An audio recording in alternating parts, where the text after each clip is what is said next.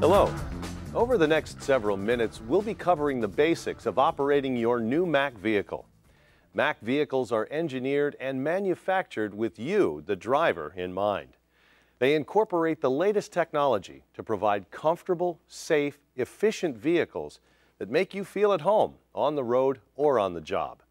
This program will provide you with a high-level operational overview for your Mack, including performing your pre-trip inspection, cab controls and indicators, starting up and shutting down the engine, and properly moving the vehicle with an emphasis on fuel economy and the US 10 exhaust after-treatment system.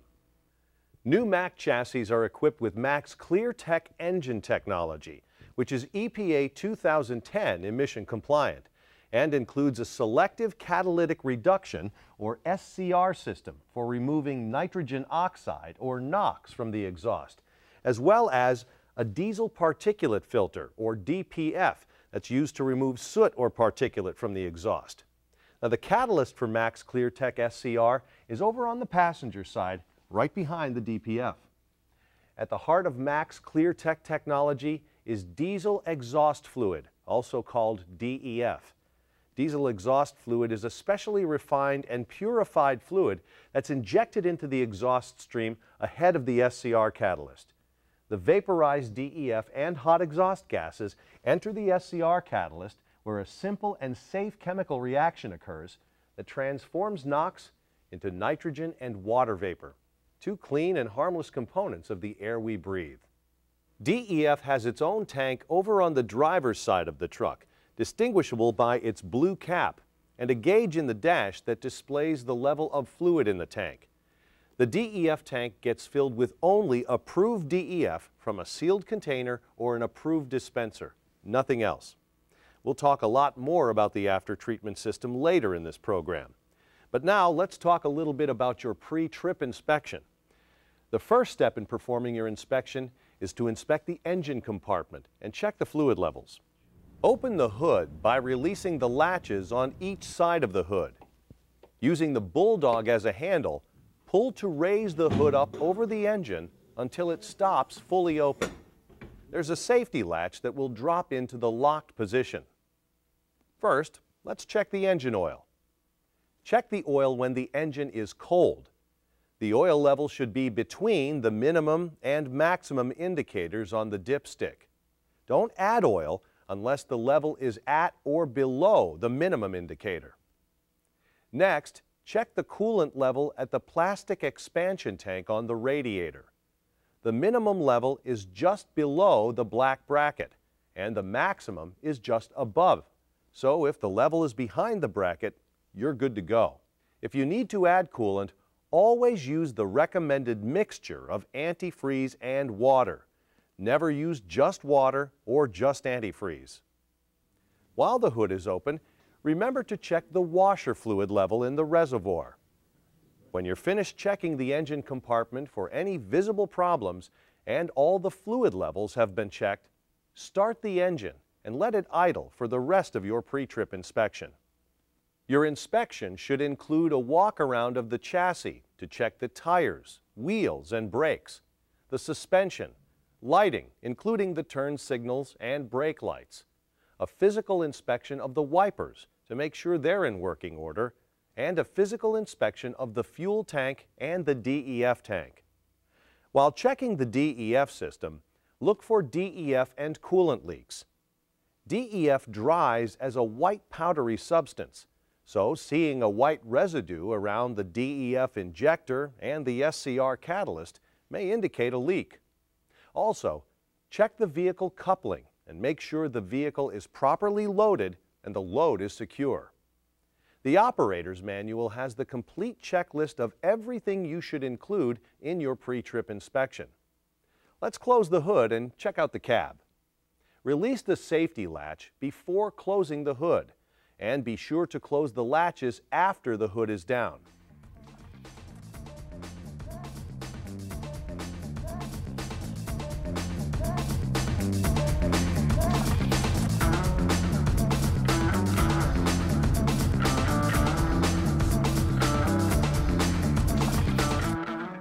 Mack cabs incorporate exceptional room, comfort, and ergonomics with the highest standards of fit and finish. Now, depending on the type of transmission in your vehicle, there are 3 or 4 pedals in the cab. The small pedal all the way on the left is the steering wheel adjustment pedal. Next, if your vehicle has a manual transmission, will be the clutch pedal. To the right of the clutch pedal are the brake pedal and then the throttle pedal. So let's climb in. Now, remember, when entering and exiting the cab, always face the vehicle and have at least 3 limbs in contact with the vehicle or the ground at all times.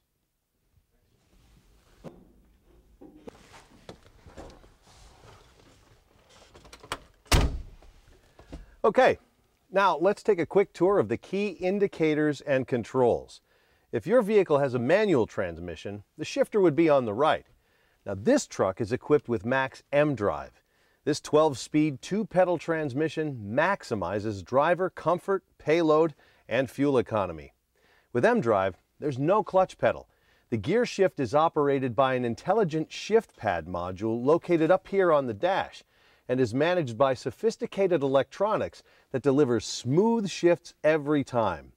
The M-Drive is available in both direct drive and overdrive options. The shift pad here is the premium level, offering greater operator control than the base model fleet version.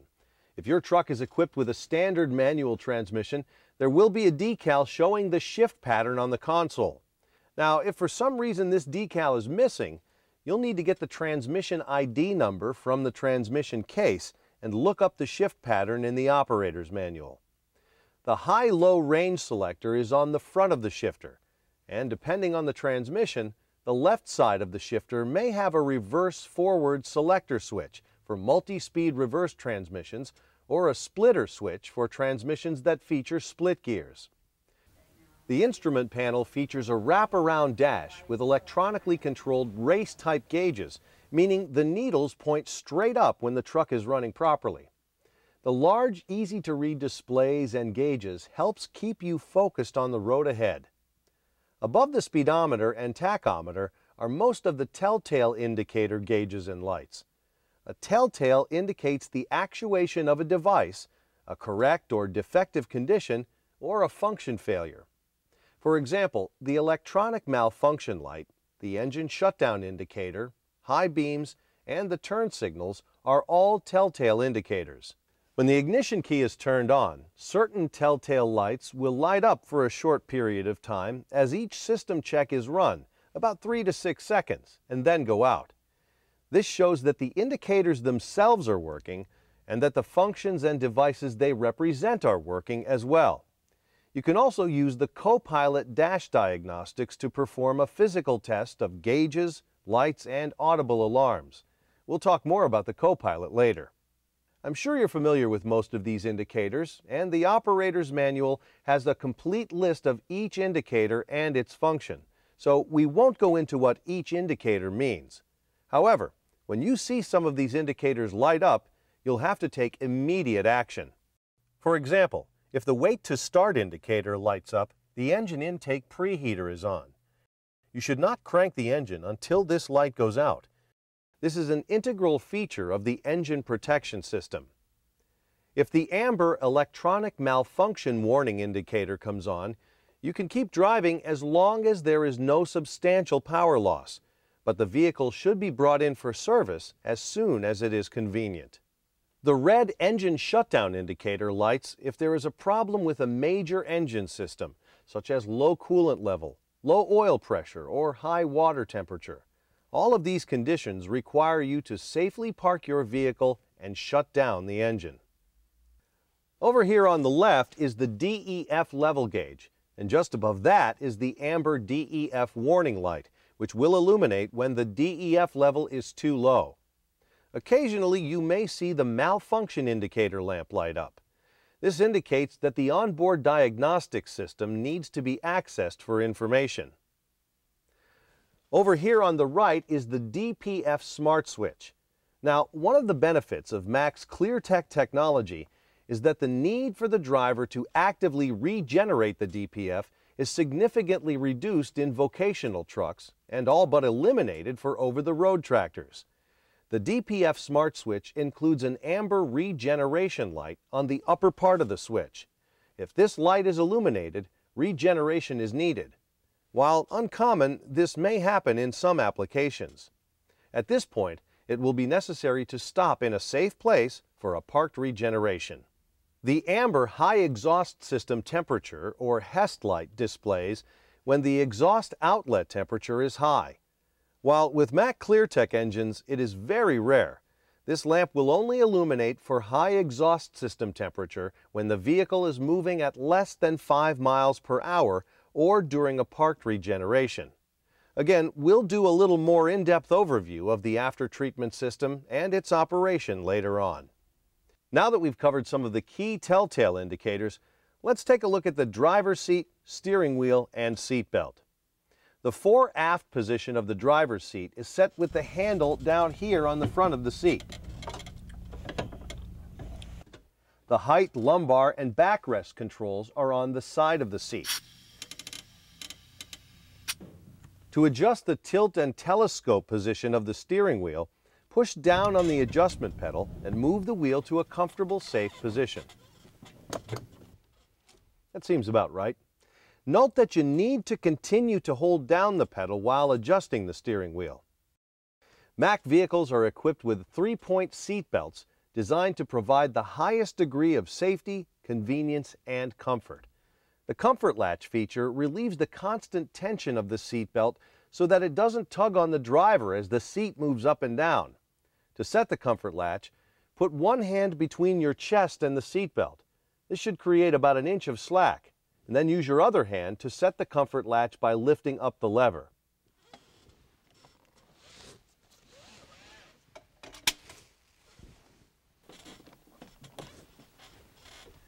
Never adjust the driver's seat, the steering wheel, or the comfort latch while the vehicle is moving. Okay, now let's cover a few more controls. The light switch controls are over here on the left. They are safely ground reachable, so all the main lights can be turned on for inspection without having to climb into the cab. Over here on the right is the optional hand control brake lever.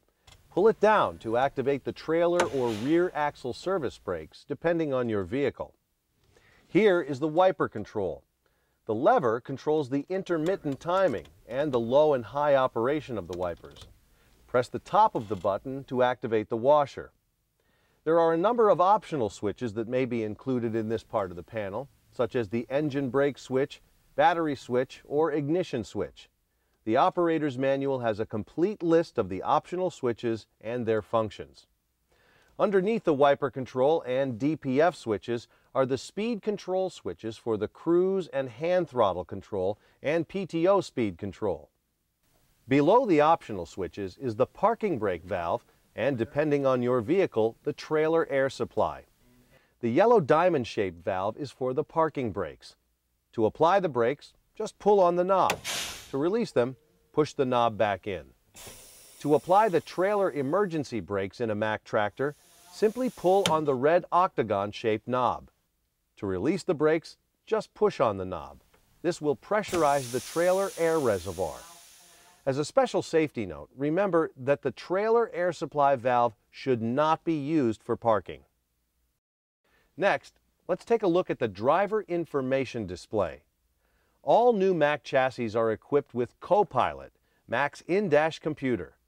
Copilot not only displays information from the VMAX system, but lets you enter information as well. Copilot is controlled with a stock switch, which is located on the right side of the steering column. There are 3 buttons on the stock switch: Escape, Enter, and the up and down button. Use the Escape button to take Copilot back to the previous screen or level in the menu. Use the Enter button to select the highlighted menu item. When starting up and moving the vehicle, the Enter button is also used to confirm or acknowledge a pop-up screen. Use the up and down button to navigate through the various menu items and when indicated to enter information into the displays.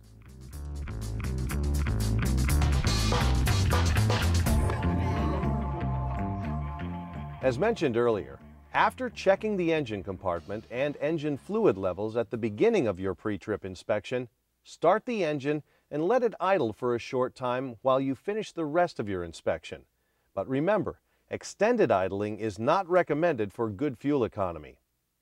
Of course, before you even put the key in the ignition, be sure the parking brake is set, the clutch is disengaged, and the transmission is in neutral.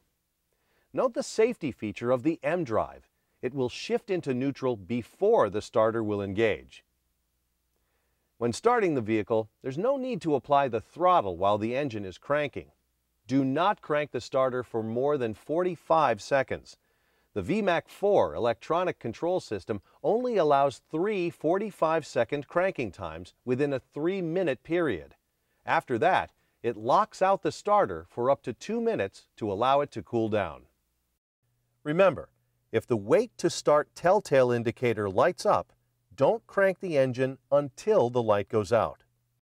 And finally, when starting your vehicle, do not, under any circumstances, use starting fluid on the engine. This is an extremely dangerous practice and must be completely avoided. When the engine is running, check the oil pressure and temperature on the gauges to the left of the tachometer. The normal operating oil pressure is between 40 and 90 psi. When the engine is idling, the oil pressure should be between 40 and 60 psi, and the maximum oil pressure when the engine is cold is 100 psi. When operating at full load, the oil temperature can be approximately 250 degrees Fahrenheit and might even fluctuate up to 270 degrees.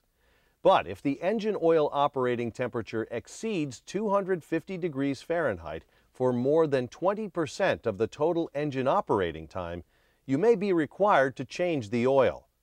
Check your operator's manual for more information. Also, check the engine coolant temperature at the coolant temperature gauge. Normal coolant operating temperature is between 170 and 225 degrees Fahrenheit.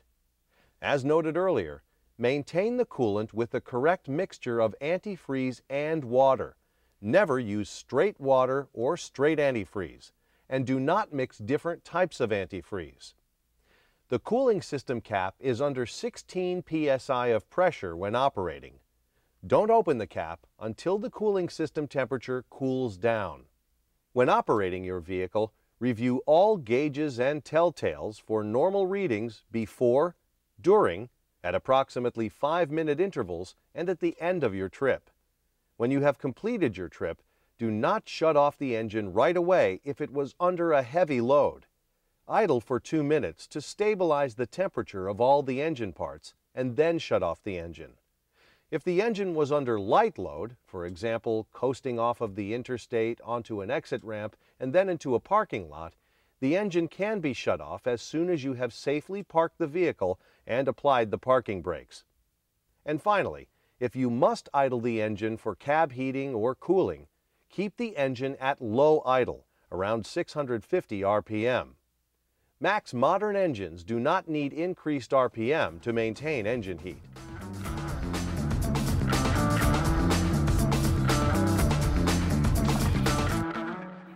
Let's talk about some of the things you need to do and be aware of when driving your vehicle. The following techniques and suggestions will help ensure the safe, efficient, and economical operation of your vehicle, as well as cut down on wear and tear. When moving the vehicle, don't step on the throttle when engaging the clutch. Engage the clutch smoothly by allowing the pedal to come up slowly. When you do apply the throttle, apply it slowly. Use progressive shifting to get up to cruising speed. Don't take gears to their maximum RPM. Shift as soon as there is sufficient RPM to pick up the next gear, and then progressively increase the RPM as you move up through the gears. This helps maximize fuel economy by keeping the engine close to peak torque and in a narrow as possible operating range. If your vehicle has a manual transmission, always engage the clutch when shifting and double clutch when changing gears. When making a range shift, always pre-select the range before moving the shift lever. Also, don't make a range shift to high when the vehicle is stopped. Otherwise, you may damage the synchronizer. And making a range shift while moving in reverse may also cause damage to the transmission. If your transmission features multi-speed reverse, first select the low range and then select forward or reverse while in neutral, and then select the gear. When making a split shift, move the split button when the shifter is in the neutral position during the gear change.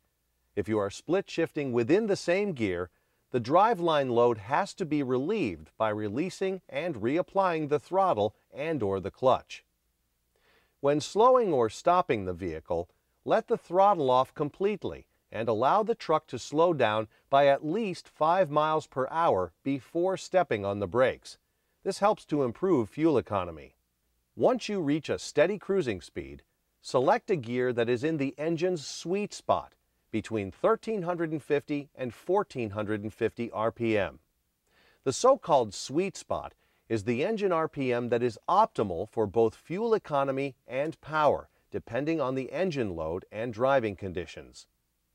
Look to the co-pilot for the sweet spot indicator, represented with the double $ icon.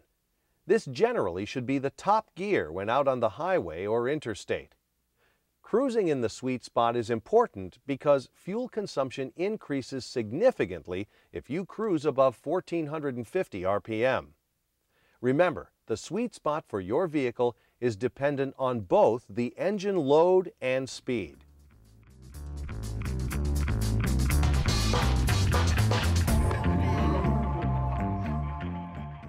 Now, let's take a little time to review the after-treatment system and Mac's ClearTech engine. ClearTech is the right technology at the right time to all but eliminate NOx emitted into the atmosphere, as required by the EPA 2010 emission standards for heavy-duty engines. As mentioned earlier, at the heart of Mac's ClearTech technology is the diesel exhaust fluid. Remember, only approved DEF from a sealed container or an approved dispenser goes in the DEF tank, nothing else. No homemade mixes, no straight water, no recycled human or animal liquid wastes, just approved DEF. And when filling, everything must be kept very clean. No dirt, foreign particles, paper or cloth fibers, or contaminants of any kind can be allowed in the DEF tank. You may detect an odor of ammonia when filling DEF tanks with the fluid. However, DEF is not classified as a hazardous material. Regardless, it should still be handled carefully, similar to the way you would use household ammonia. Your DEF tank is sized so that a full tank has about twice the range of your fuel tanks. As long as you pay attention to the DEF level gauge and keep DEF in the tank, driving with your Mac ClearTech engine is a breeze. In fact, Mac ClearTech engines are easier to operate and up to 5% more efficient than EPA 07 engines. But there are indicators and inducements you need to pay attention to. As mentioned before, the DEF warning indicator will light when the DEF level is getting low. If it starts flashing, your engine is going to derate soon. You will also receive low DEF warnings in the co-pilot. If you fill your truck with diesel and forget to fill a critically low DEF tank, your truck is going to derate to just 5 miles per hour. It will stay in this derated mode until you put some DEF in the tank. If the quality of the DEF in your tank is poor, a solid amber warning lamp will light up and a message in the co-pilot will alert you about what to do. If you ignore poor quality DEF warnings, again, eventually your engine will derate. And if for some reason the SCR system has been tampered with, you will see the blinking indicator and get messages in the co-pilot. If you ignore the messages and indicators, that's right, your engine will derate. But if you keep approved DEF clean and in the tank, you'll very seldom see any of these warnings, if ever. Occasionally, especially in vocational vehicles, you may see the top of the DPF smart switch illuminate, indicating the need to initiate an active regeneration. To perform a manual or parked regeneration, make sure you are parked in a safe area where there are no combustibles near the exhaust outlet, and then press the upper DPF smart switch to start the regeneration. You will notice an increase in idle speed, and you will see the HEST indicator light. Mack ClearTech engines require the use of ultra-low sulfur diesel fuel and EOO Premium Plus specification diesel engine oil. Using any other fuel or oil will drastically reduce performance, possibly to the point where the engine will not run at all. On the back of the sun visor, there should be a decal that lists the SCR and DPF information and the actions required of you, the driver. If you run into any operational issues out on the road, call Mack One Call at 1-800-866-1177. This completes our overview of the basics of operating your Mack vehicle. This is really only the first step in safely and efficiently operating your vehicle. If you have any questions, consult the operator's manual. Thanks for watching. Drive safely.